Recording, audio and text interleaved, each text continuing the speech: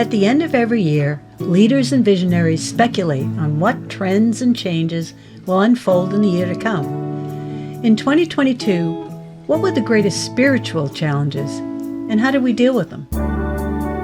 Welcome to Word for the Week, Season 2, Episode 49, as we discuss the most common spiritual challenges of 2022 and ask ourselves, how'd we do?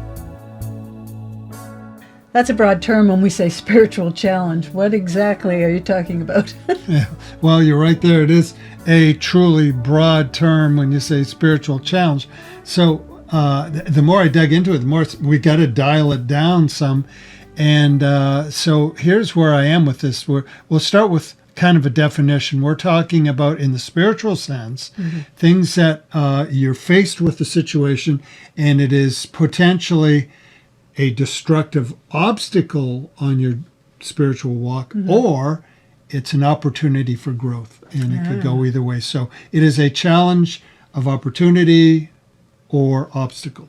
And that's in the context of following Jesus, right? Yeah, and let's even add this, even more than just following Jesus, that it's the biblical, balanced biblical view of who Jesus is. Well, that makes it clearer, but it's still very broad. Yes, yeah, yes. And I agree. As a matter of fact, as I was trying to figure out how to tame this behemoth, where I came down to was actually dividing in categories.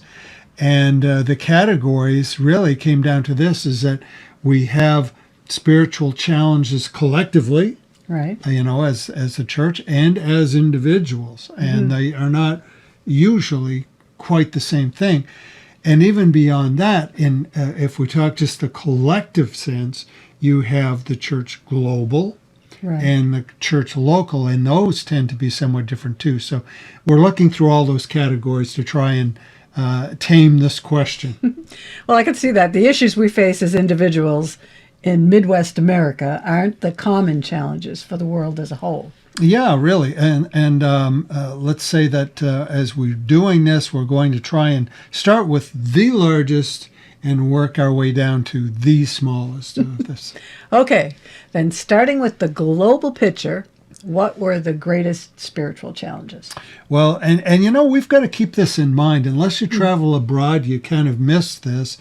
Is here we are, we're in a first world Western nation, right, and we really live in kind of a bubble here. The rest of the world isn't like our life here. Yeah. And in the true global picture, I would say the greatest challenges that is faced out there is persecution and oppression. And often that it is not just, it's acute or extreme to the point where there are a lot of martyrs out there. Well, Christianity Today released statistics of the most dangerous places to be a Christian, and there's been a few changes in 2022. And here they are in order of danger. Right. Afghanistan, North Korea, Somalia, Libya, Yemen, Eritrea, Nigeria, Pakistan, Iran, and India.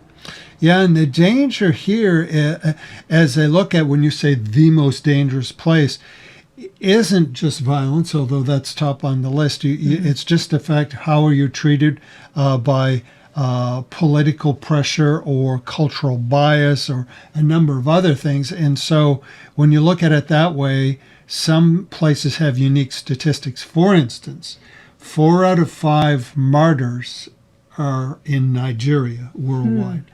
On the other hand, 3 out of 5 church attacks are done in China. So. Wow. Well, one change has been that Afghanistan has overtaken North Korea as the most dangerous place to be. Yeah, and no doubt in that the Taliban is cracking down, and of course, one thing making the news in a big way too is in this crackdown not only on other faiths but on women, a suspension of women's rights. Right. I mean, when your education ends at grade 6, I mean, that's going to mean the death of a lot of your dreams. And it's amazing how many applications there are for that one truth: the wages of sin or death. Yeah, the wages of sin is death. And it's just one more way, Yeah. for sure. And it isn't just the violence aimed specifically at Christianity. It's the plague of war in general. World Population Review, another stats group, lists the following wars are going on at this very moment. There's civil wars in Afghanistan, Iraq, Syria, Yemen, Somalia, Libya, the Congo, the Republic of Central Africa. There's the ongoing Kurdish Turkey conflict, Armenia, and there is a drug war waging on in Mexico. So there's a lot of violence going on all over the world. And I think maybe, I don't know if I listed in there, of course, the Ukraine. So, Yeah, right. yeah. And the deprivation that comes along with war is just unimaginable. We haven't known it in our lifetime. Right. And that's obviously going to affect a person's faith. Yeah, I mean, how can it not, living in that type of violence? And even at this moment, so like I say, being in a collectively, we're in a little bit of a bubble here. Much of humanity is embroiled in this level of war going on. Adrian Rogers Ministry shares an article entitled, "Are You Prepared for Persecution?" Now, we're going to run through a brief outline of that, and I'll read the bullet points and let you explain them. But here, just as a kind of a disclaimer as we go into this, is he's talking about the idea of persecution as is going to continue in our own culture and time, but it's a great look at what's actually going on all over the world right now. So, Okay, well, here we go. okay, here we go. And as they break down, they start with the reasons why believers are persecuted. And number one is the life we show. If you live a righteous life, people will persecute you because you're different. Yep. Number two is the lies we suffer. The world doesn't play fair, and the devil doesn't fight fair, that's for sure. And how did the world crucify Jesus? By lying about him. And then three, we're persecuted because of the Lord we serve. There's a Jesus the world hates because he came to rip the mask off of sin. Yeah. So, and it goes on in the article to say this is what persecution is like. And when he's saying this according to Scripture, persecution is like this. One is personal insult. They were even mocking Jesus when he was on the cross. Right. The second thing to expect, physical intimidation. More people have lost their lives for Jesus in this century than in all prior centuries since his birth. Right. Combined. And when you think of this, I'm wondering if, because there was no question in the 20th century, there were way more, without any contest, there were more martyrdoms in the 20th century than the rest of history combined. But now we're in the 21st century, and if we have more martyrs in the first few decades, that's pretty sobering. Yeah. So besides physical intimidation, of course, goes right along with it, social injustice. For example, in California, the ACLU said that teaching monogamous marriage as an American value is an unconstitutional establishment of religious doctrine in public schools. If you teach that biblical marriage is a traditional American value, if you simply say there's a fixed standard of right and wrong, the world says you're violating the Constitution. Yeah, which is an interesting interpretation. And the article concludes with how we are called to react to persecution. So he has 3 R's here. So we'll start R number 1, reign with Jesus in life. Remember who you are. This world isn't your home. You live on a different level than those who live by the world's standards. All right. And second is rejoice in the Lord. Rejoice and be exceedingly glad, for great is your reward in heaven, for so they persecuted the prophets who were before you. Matthew 5:12. And 3 is release love. But I say to you, love your enemies, bless those who curse you, do good to those who hate you, and pray for those who spitefully use you and persecute you. Matthew 5:44. Yeah, and like I said earlier, even though it's talking mainly about our own country in the article, it is a great expose on the suffering that is going on all over the world right now. Okay, let's switch from the global picture to a more local picture in our culture and community. Yeah, and in this, a guru in leadership and church and a leading pastor for many years, Kerry Newhoff, and he has an article that, like we said, we decided we would look at things said in the beginning of 2022 and see how much of it actually panned out. And this was one of the articles that he wrote in the beginning of 2022, entitled 12 Disruptive Church Trends That Will Rule 2022, and then in brackets, in the post-pandemic era. So, Well, let's see what projection we feel has actually come to pass in 2022. yeah, and the thing is, the reason we were doing it this way is that if it's true, if these things actually did unfold in 2022, if they became a reality, then there's every chance in the world they'll continue as a reality into the coming year. They're proven. So what did we find that Kerry Newhoff speculated at the beginning of 2022? Well, the first insight was demise of the old model of church. He points out that the average church attendance from 2000 to 2020 has been steadily declining. It's dropped from a national average of 137 on a given Sunday to 65. All right, and he states surveys show that the current approach to church hasn't been effective for actually decades. And he points out that COVID-19 didn't really cause this decline, it just highlighted it. But I appreciate how he follows up this statement. He says, "Please hear what I'm saying. The death of an approach to church doesn't equal the death of the church. Changing the approach is the best way to begin to see new growth."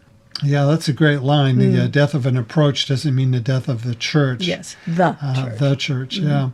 And that leads us really into a second insight, which was growing churches will innovate beyond weekend services. He isn't saying that Sunday services aren't vital to the church. It's just that they can't be the only thing. He points out that church must do much more outside of Sunday and outside the building, in the community. That's where people are actually living. They are, and in a more and more unchurched world, that just makes sense. Right. And the thing is that does take some truly innovative thinking to do that. And quite frankly, it seems any respected church leader, a forecaster, whatever you want to call them, are all saying the same thing, that the churches that refuse to start looking outside their proverbial box are going to find themselves simply fading away. Okay, number 3 is the vision for the future will become clearer. Newhoff explains, ironically, as you know, the vision for the future has always been there all along because the vision of the church doesn't change that much. The core of the church's vision is always evangelism and discipleship. It's just that with all the noise, panic, confusion, and hardship of the past 2 years, it's been exceedingly hard to focus on anything else. That plays out right. Yeah, we've been, kind of very much distracted in that way. And he kind of points out, too, is that these experimental church leaders, those who are going to try new approaches to fit the cultural situation. Once again, as we said, the message does not change. Just the approach is that they can expect a lot of flack and criticism. There's nothing like trying to change things to it's hard. Change is hard. But he says, you can see how it's going to go. That those same individuals who are seen as, quote, terrible leaders and trying these things, if they happen to hit upon an approach that really works, then they're going to become the great heroes that everybody follows. So. Okay, number 4 claim is attendance will normalize and you'll have a new church. Yeah, and this is one I had to look at a little bit, so I'll let you explain from his standpoint. Okay. He says that it's evident by now that many of the people churches lost during COVID-19 just aren't coming back. But that's not all bad because there are new people who have joined, many because they found your church family online. And maybe they even brought a friend. Right. And to be honest, that we've gone through a version of this ourselves. We started off with our one puny little camera online when COVID Yeah. first hit. Found some people found us online and said, "Hey, I think I can help them out there." And the next thing, we had some new people joining in Yeah. and thinking in slightly different ways. So it's true. It was a new normal, and there are people that they disappeared with COVID, and quite frankly, we haven't seen them again. Yeah. If you're out there, come back. Come back. Number 5 is the brain drain will become acute. And you know, of all the insights that Newhoff shares here, this one really did strike home with me. When we began, and this is why it's a number of years back now, but when we began surveying Christian colleges for people to come and candidate with our mentoring program, we call the Protege Project, there was something I was quite surprised when I was going to these Christian schools. Is very, very few people were actually training for ministry. They were preparing for all kinds of things, and so was a real glut in the number of people going into ministry. All right. Here's a summary of what Newhoff says in his article. Sadly, the last few years have seen many pastors step back, not just from their current church, but also from vocational ministry. The pandemic only intensified that. Not only is this creating a staffing shortage with more churches vying for fewer leaders, but the quality of candidates is also proving a bit of a challenge. Perhaps renewal and revival will increase intensity in the sense of calling the next generation, but we're not seeing the fruits of that just yet. The future church will require leaders with great hearts and leaders with great minds. Yeah, as we looked at, you read earlier, as we looked at the bubble of, persecution, different things, things are only going to get harder for presenting the gospel, and it's going to take even higher caliber people. But we're finding there's not a big parade of people coming into the ministry, so there is a glut going It's on. kind of scary. It is a I'm challenge. glad he's in control. Yeah, number 6 in this is in our list is something else that struck me really, and first because the way it's worded, I think we'll have to kind of discuss our way through it. But he says number 6 in the challenges is the exit of uninvested investors, and then in brackets a recalibration in the whole giving concept. Okay. He explains that there's a strange trend where many churches have declined in attendance but remained steady in financial support, in some cases even growing. His theory is that very few new members are actually tithing properly. The financial stability is coming from the support of remaining older members and endowments from the faithful who have passed away. Right, and that's a great thing. What a wonderful legacy to leave something for a church to continue on. But the church has to be careful of the illusion that they're doing okay. Yeah. This really isn't the church taking care of itself. What it is it is the faithful that it's just coasting on that old faithfulness, Right. and that's going to run out Yeah. at some time. Yeah. If new members aren't trained, if they don't understand the investment into the church, then there's no question. Then the church, as we know it anyway, will collapse. It'll only be a question of when. Right. So, I mean, tithing, investing in the church is part of what makes it work. Right. The final challenge is an in-person meeting versus virtual meeting. Right. I found this intriguing because he started talking about the whole move for the community, the online community and the church into what he called Web 3. Web 3. I didn't know we were past Web 1 and Web 2. What's Web 3? That's the way I was listening to this article. I was like, what? What's Web 1 and 2? But once he started explaining it a little bit, it made sense anyway. Okay. Well, so tell us what Web 3 is all about. Okay, and this is a layman's terms. The one person you wouldn't ask is our IT guy, Clint, because he'd get really specific and none of us would understand. So here's how a dummy would explain this type of thing. Okay, Web 3 for dummies. All right, Web 3 for dummies. Well, let's go back in time from the 90s until the early 2000s. What the internet was what we called Web 1 or Web 1.0 now. And it was basically a fairly static system that we had there. There really wasn't a ton of interaction that was going on.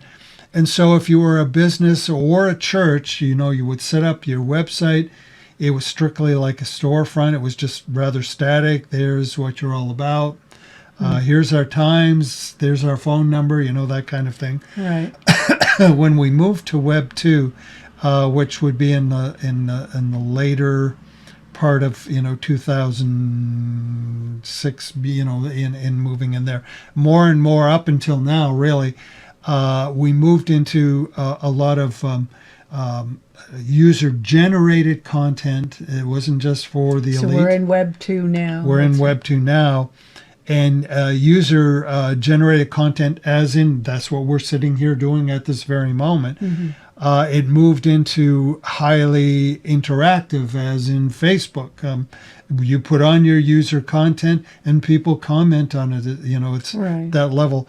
The thing about Web 2.0 is it's very centralized, as in the big companies call the whole shots. And, even those You mean 3, Web 3. No, Web 2. Oh. Web 2 is very centralized. Okay. We know it because everybody's careful. You watch what you say, because if you were to violate terms, you get thrown off of one of the main venues. It's very hard to get any word out. Oh, I see. Okay. So we're very centralized. Now, Web 3 moves in the opposite direction, and it all started with what's called blockchain technology. And without getting into that, it started with cryptocurrency, is ways to validate the data. It was a whole different way of validating data. So it started with cryptocurrency, but the big thing that affects all of us in this way, in a practical sense, is it becomes decentralized. And how that decentralizing from the big boys, how that'll work out, it'll change everything in ways we can't even imagine. Because you can imagine in 2000, if you were to try and explain how Facebook and YouTube, live streaming was going to change the church in 2020. It would have been very, very hard to explain to the common person how that would happen. Well, Web 3, as it moves into more of the blockchain technology, is going to do the same thing. But it will, one of the things, like we say, is the reversal of centralizing to a decentralized internet. And to be honest, who knows how that's all going to affect us. Okay, well, one thing's for sure, the new normal of churches having a digital footprint is here to stay. It's just a case of what that'll evolve into. The days of not being on the internet pretty much are, for the mainstream church anyways, pretty much a finished deal. Yeah. And I think Newhoff was spot on with something else. He talks about more of the hybrid approach with churches, and he speculated we'd see more online churches using the online side of it for invitation or general teaching, and that we would give up on the idea that we were ever replacing in-person church. Not going to happen. It's just the use. So you have more generalized teaching, online invitation going on, and then in-person actually becomes more personal, because by the time somebody is coming into a building for human interaction, they want human interaction. Right. So it'll affect in ways like better remember your visitors' names, the ways that you reach out. Bottom line, you're treating them like a person because they came in person. Right. So you'll see this hybrid thing. And quite honestly, that's something that we found ourselves flowing into in quite a natural fashion. So, Well, so how did we do in 2022 with our challenge? Horrible. No. No, we did. As a matter of fact, I think I would say we're on the mend from 2020 on, and a number of the speculations globally, community-wise, have been pretty well spot on. And we can say this, at least we have people out there who saw what was coming. They gave pretty good advice. And so at least we see ourselves heading in the right direction. As long as we just keep going in that right direction. Keep going in the right, and all of us keep going in the right Right. direction. We've been talking collectively, so yes, we're talking about collectively moving in the right direction. So. Well, this is a great place to break for this episode. And because this subject is rather involved, we wanted to do it in 2 parts. So we have our regular wordcast tonight, and our follow-up will be tomorrow. Right, and usually we do a follow-up on Sunday, but with special speaking with Elder Steve on Sunday, and we wanted to get all of this in, so that's why we have a follow-up Sunday tomorrow. And of course, people can join us anytime talking about that online invitation. Yes. And all the information kind of consolidated at canancommunity.org. All right. And of course, you're invited to join us in person at Canaan Community Church any Sunday morning. We close this episode with our first song pick of 2022. Here's the Canaan Praise Team singing Undone. Be blessed and enjoy. Bye.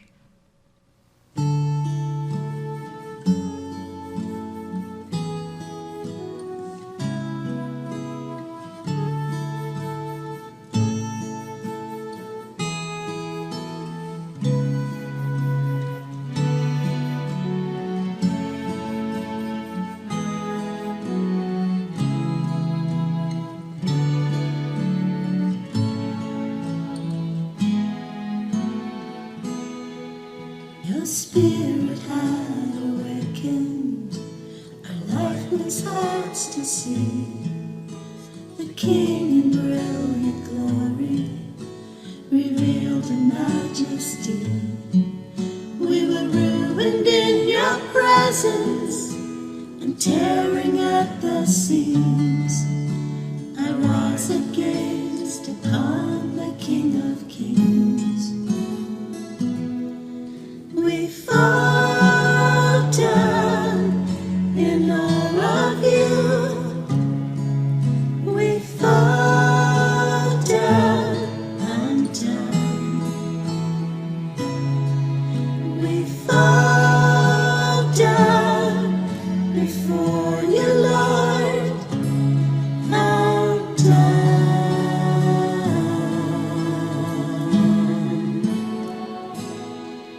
Our hands had crafted idols, our lips had spoken lies.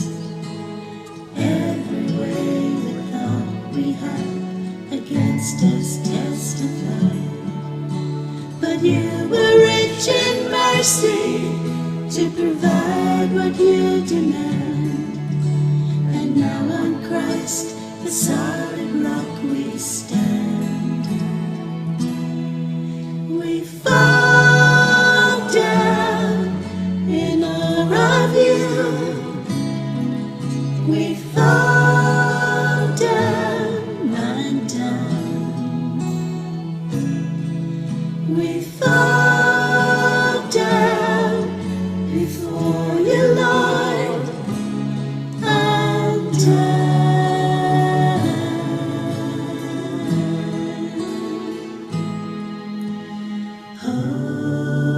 Holy, holy, holy.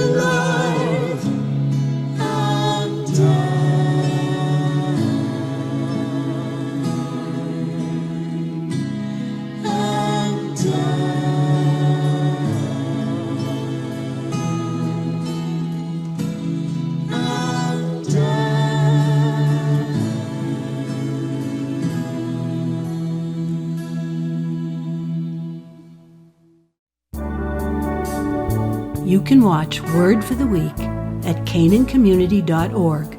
You can also catch our live stream on Canaan Community's Facebook, YouTube, or your favorite podcast app.